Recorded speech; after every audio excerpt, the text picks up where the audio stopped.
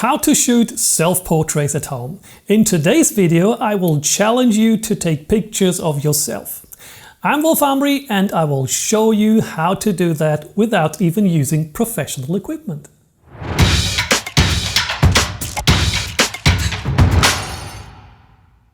I promise this will be a fun experiment. I'm down here in our small studio in the basement of our house because I need darkness. And I'm going to photograph myself with the help of my smartphone as a remote control of my camera. Almost any modern camera these days will let you remotely control shutter and other things. As a light source, we're not going to use any of these fancy lights. I will use my notebook, and to experiment a bit, I will also add some light from the other side later on. A possible setup for your self-portrait could be the notebook on a table and you sitting on something rather low. But for the purpose of me easier moving within the frame, I'm going to use a different setup. I'll put the notebook up here and will stand upright with this bar stool in front of me so that I can place the smartphone here. First of all, we're going to switch off the lights. On the notebook, I will use a white blank image. You could actually use anything you want, even a blank page of your text editor would work, but a blank white image covering the full display will work best. And of course, set the brightness of your display to maximum. You can set up your notebook the standard way, or you can rotate it to get more of a strip light, which is what I will do. My portrait background is a white wall. If you have a black background, that would be even better. Stay away as far as possible from the background because otherwise it will be lit by the notebook too, which is not what we want, because we want the background of our self-portrait to be as dark as possible. But if we close the notebook and rotate it a bit, we will get an even better background.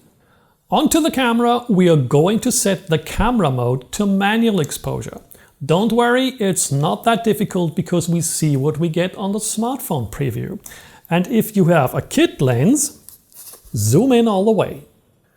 And now we change to the smartphone app that will remotely control our camera. Your app probably looks different than mine, but it will have the same settings. I will set the aperture to the lowest possible number because we need as much light as possible. If using a kit lens that most of you probably own, that would be f/6. Then I'm going to set the shutter speed to 1/20th of a second. Now this is very low and you risk getting motion blur if you move. So try to stand as still as possible. But even if you fail the one or the other time, we can take hundreds of shots and the likelihood that one of the self-portraits is sharp is pretty big. Well, and since we're in digital age, you can delete the rest.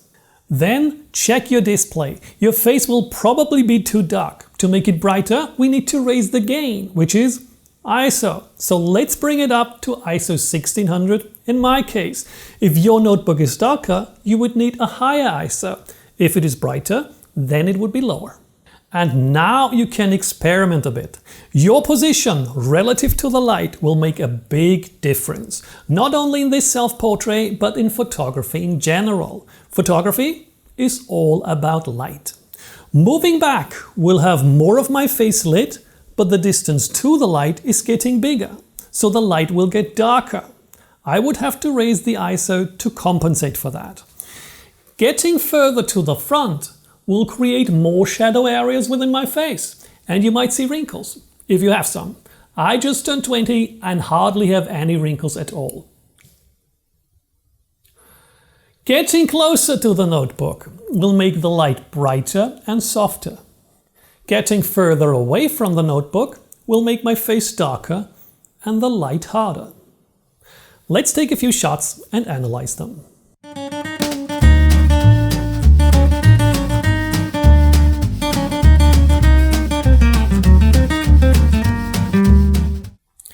I like number 2 best. What's your favorite? Now, what could I do to improve the self-portrait?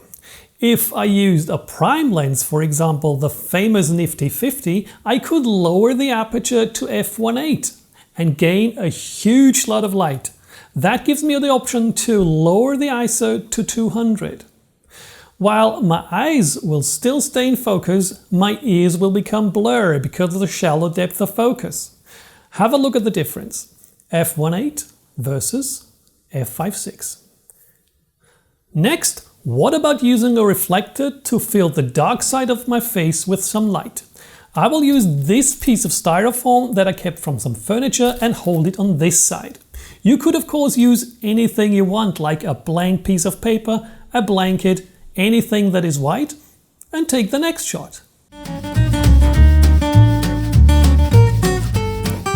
I could even use a tablet with the same white image as a light source for my self-portraits. And if I feel it is too bright, I can lower the brightness of my tablet's display.